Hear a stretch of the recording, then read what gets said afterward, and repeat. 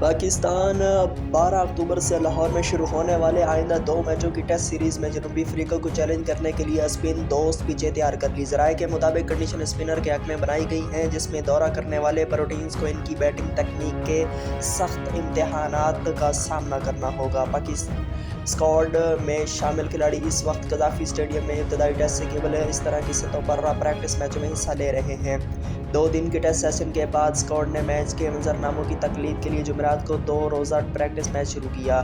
گزشتہ ہفتے شروع ہونے والا تربیتی کیمپ 8 اکتوبر تک جاری رہے گا۔ یہ سیریز نہ صرف پاکستان کی ICC چیمپئن شپ 2025-27 مہم کا آغاز کرتی ہے، بلکہ جنوبی افریقہ کو جنوری 2021 کے بعد سے ملک میں پہلی ریڈ بال اسائنمنٹ کے لیے واپس لوٹتے بھی دیکھتا ہے، جب وہ میزبانوں سے 2-0 ہار گیا تھا۔